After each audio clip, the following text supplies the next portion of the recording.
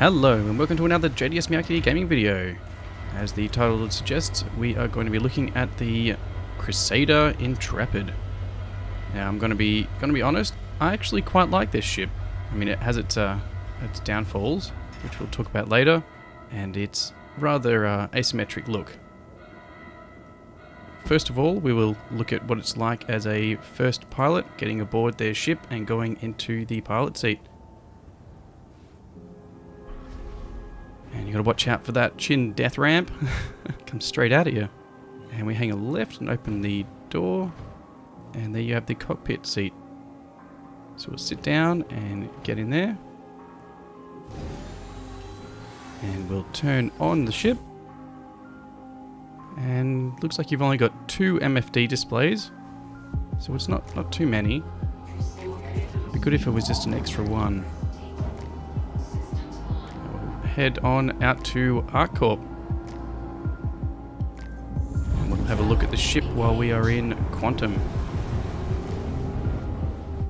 Nice big engines out the back. Typical Crusader style. And we come around the side. Have a look down the front, and then we start to get the asymmetric look. With the S4 gun on the side. Big Intrepid down the side. And you can see one of the front side thrusters. There's the big repeater. And little tiny cockpit on the side. And the other side, front side thruster. There's the VTOL thrusters.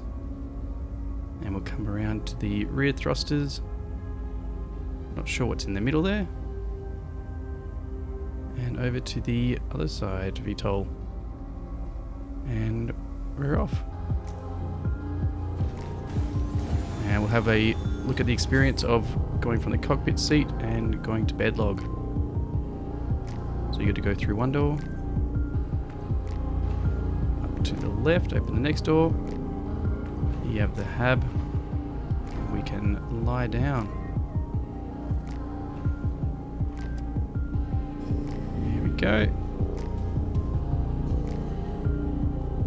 And off to the left here we have some light controls. A little bit hard to get to when you've got a full set of armor. And we'll turn the lights off and have a nice little snoozy snooze.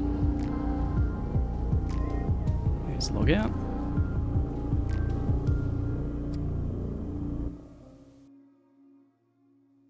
There you go, we've logged back in. And we're awake. Get rid of that save standing contract. We'll hop up. There you can see a suit locker, gun racks. And we'll head out the door to the right, back up to the cockpit. So it's not too far to walk. There's a couple of doors though which could be a little bit frustrating. Now we're going to look at the visibility outside the cockpit as we fly around ArcCorp.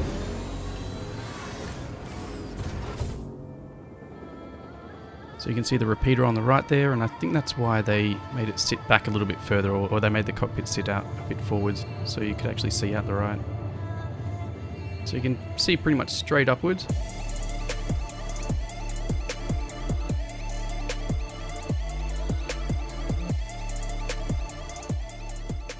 We'll go down and land on one of the planets.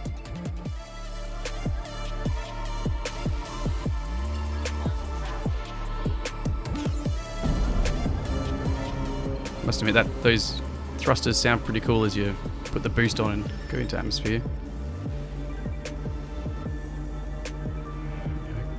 Coming in, which building we're going to land on? There's a few to choose from. There you go, my boosters run out. It's pretty loud. And I think I've picked one out over there.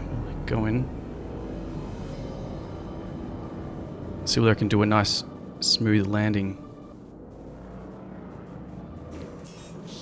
And we'll go to SCM to slow down. And coming in a little hot, put the afterburners on. And touchdown.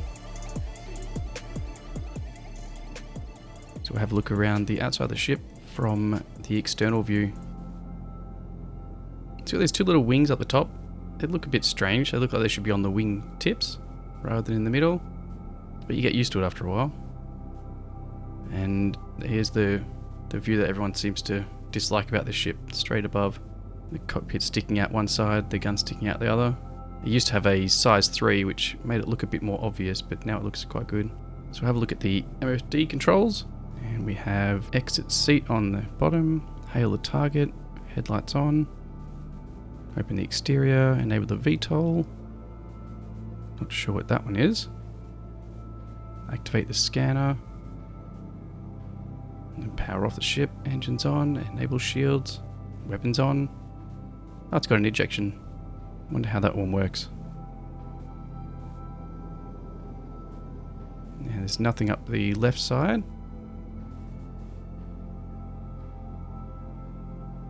And there's nothing up the right side either. Now we'll have a look at what happens when you turn the VTOL on. So the little wingtips get angled up. Or angled down. I can't see any thrust coming out the bottom of them, which I think might be an issue.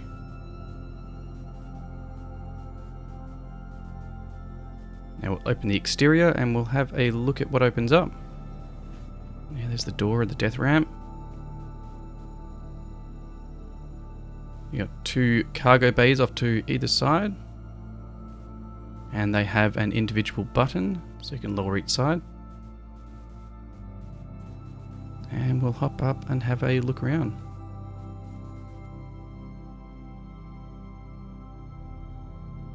I'm not sure what these little black things are. Are they part of the computer or data storage? I'm not quite sure.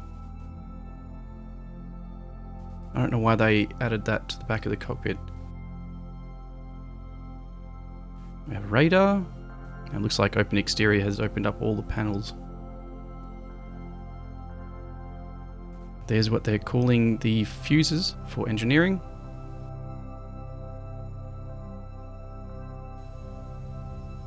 That's pretty cool because you can see through this little mesh window. Now we can close this door. It's got 3 different light settings, which all the ships seem to have. Oh, the emergency one looks pretty cool. All these different sections, they have a ring of red to light up everything. Yeah, I like that. I'll turn that off. No, it doesn't want to. There's the outside. View of the city. Nice clouds and buildings.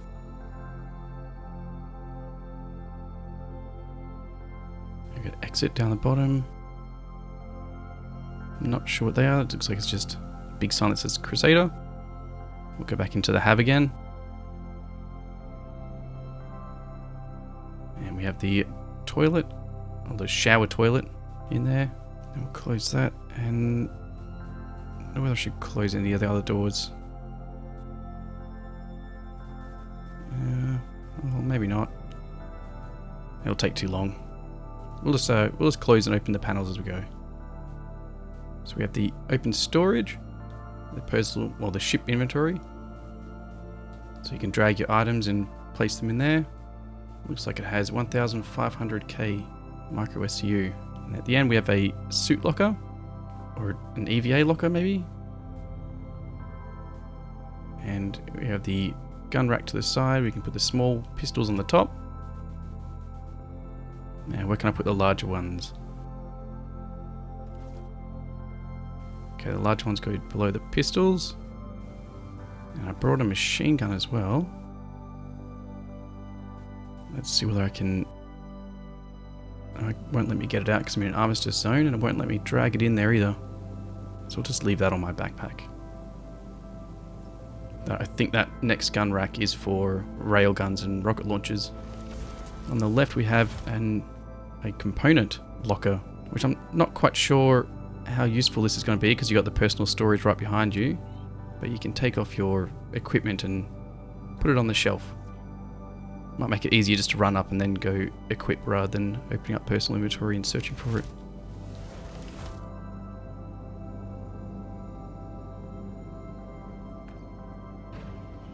So in the bathroom we have a mirror. Let's see what I can see myself waving. Whether it picks up emotes. No? Let's try again. Slash wave. I got a little tiny smile. Slash wave again. No, alright, we'll give up on that. So down here we have a button for the toilet to bring it out and put it back. And it's also a shower. Around to the left we have a table with some cup holders and a seat for, it looks like only one person can sit there. There's no secret passage under there by the looks of it, which would be good because then it would be more like the MSR. Got some fridge doors. Close those. We've got a coffee machine. Be good, you can have a coffee while you're out in space. You have one fire extinguisher up the back here, which makes it a bit difficult when you're in the cockpit. Now we'll head out to the back of the ship where the cargo ramps are. Now we'll close this component panel, open it back up. Okay, so we have a cooler, a shield generator, a power plant, battery, guess we don't use batteries yet, and a quantum drive. On the other side we have the engineering terminal. Some pretty cool flashing lights above it. I'll see what the emergency looks like here. Oh, same red glow. I'm not sure who would be alerting this emergency because it's a solo ship. I guess if someone's working on the engineering station out the back, they might want to be alerted. I don't seem to be able to change the lights back to normal. We'll forget that.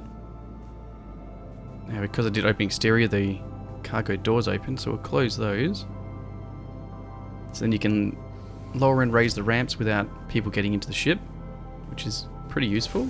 Added level of security. You can climb in there.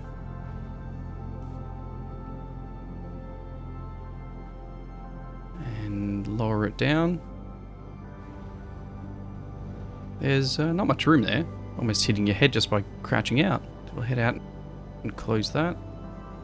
And we'll go on the other side.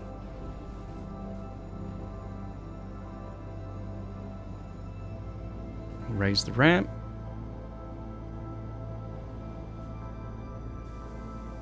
And we'll head back out and have a look around the ship.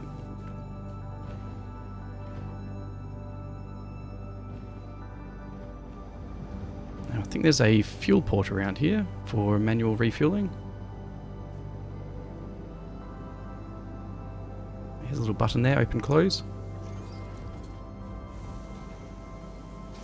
The nozzle sticks out, goes back in, and we'll close the ramp. The death ramp.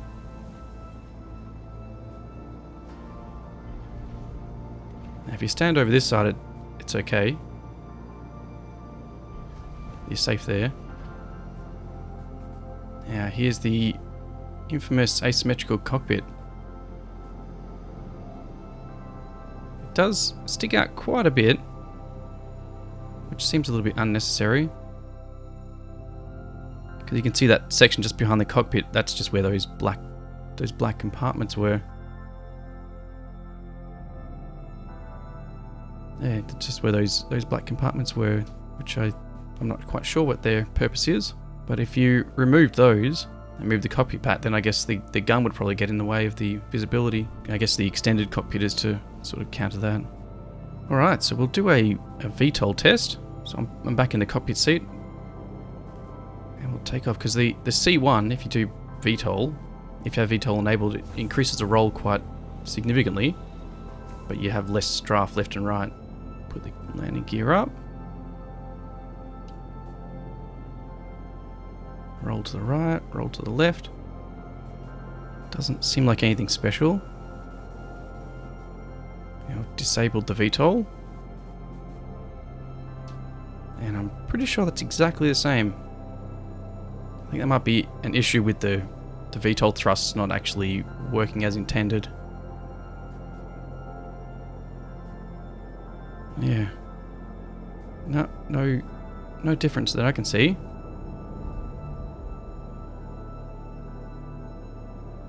Thrust up doesn't seem like it's really all that impressive. Got the after boost on as well. Alright, let's head off into space and we'll do some ship testing and push through the clouds. Now, the first one we're going to do is a bit of combat and then some claim time. Then we'll test out some alternative cargo, see what we can fit on the ramps. For starters, we're going to look at combat. So we have a Terrapin up ahead and a Gladiator.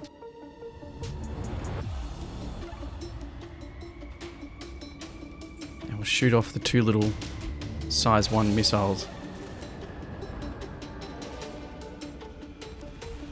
And I'm pretty sure they had no effect or just didn't hit. Bit of desync there. Fly past the front. I've lost the whole front of my shields. Don't even know when that happened. That's the problem. This ship only has a single size 1 shield. Oh, I've lost the whole right side. The front's starting to come back a little bit. And I've found that one of the biggest issues with this ship is that the front right thruster just gets blown off. As soon as the shields go down, you're doing like 1 or 2 run past the enemy, and next thing you know, you've lost the front right thruster, and then you start spinning out and you can't control the ship, and then you have to leave.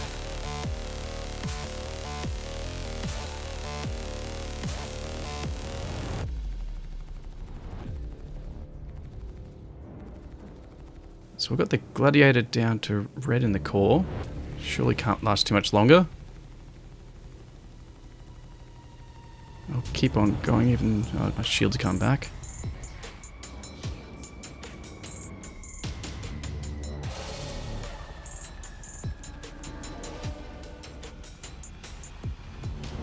There we go. Target destroyed. Now it looks like we have a Sabre. Yes, this is an MRT contract. I've taken their shields down. And let's see what we can get on this run. Oh, actually, I think the Sabre's just sort of dodging and flying, not attacking back.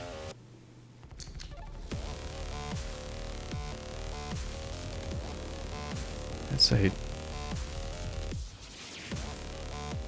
Oh, there we go. A little bit of a delay on the explosion there. And now we'll go take on the Terrapin. Bit of desync. And... Alright, I guess the server thought I was going to run into it. And we'll look at the claim time next. It looks like it takes 5 minutes and 40 seconds to claim it. And then we have an Expedite, which is about 1,850. And it brings it down to 1 minute 20. Now we've skipped ahead and I've retrieved the Intrepid and I'm going to test out a few alternative cargo items. We have a ship component and then we have a size 3 Panther repeater, and we're going to try the pulse because everyone seems to comment on the fact that you put a pulse on there and raise it up and then take it out if you want to.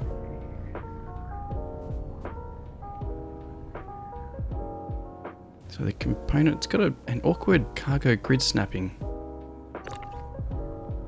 Doesn't want to put it at the end there.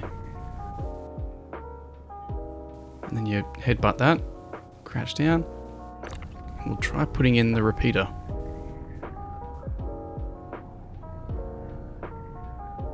And, whoa! Alright, hey, what's it doing? Okay. Doesn't seem to like that. Move the component out of the way. We'll try to line this up with the ramp a bit better. The ship, okay. Alright. Oh, it wants to snap it off to the side there. That's a bit unusual. Let's see whether we can put this component in as well. No, it doesn't want to snap onto anything, so we'll just plonk it on the ramp there. And we'll see whether we can raise it up. Alright, so it works. The gun kind of clips through the ship, bringing it down. The component bounces up and down a bit. And on the other ramp, we'll try the pulse. First I'll try tractoring it. And these hover vehicles always seem to just spin like a torpedo. And we'll move it a bit closer. Oh. Okay, and oh, the ship bounced a little. Oh! What's going on there? Oh, I just danced around for a bit. And then it spat it out. Alright, we'll try that again. Line it up a bit better. Oh! No, it bounced again and it's gone for this. Whoa! I think it's settling. I'll try closing that. Yeah, these buttons are a bit difficult sometimes. There we go. Whoa! Whoa! Whoa! Almost flipped the ship. And then the pulse just spat out the side, so we'll try getting on the pulse and flying it in. Or hovering it in.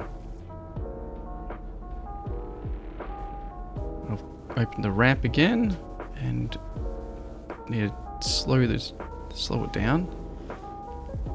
Come in a little bit hot there, come to the side. Try to line it up. Strafing down, and no, it looks like it's just too high. Yeah, just smacking my head into it. Alright, well that was a bit of a failure. Now we'll try going up the ramp and going into the ship through that way. So I can raise it up. But if the bay doors are closed, even if you own the ship, you can't get into it. There's no buttons, there's nothing to open it up. All we can do is open and close the ramp again.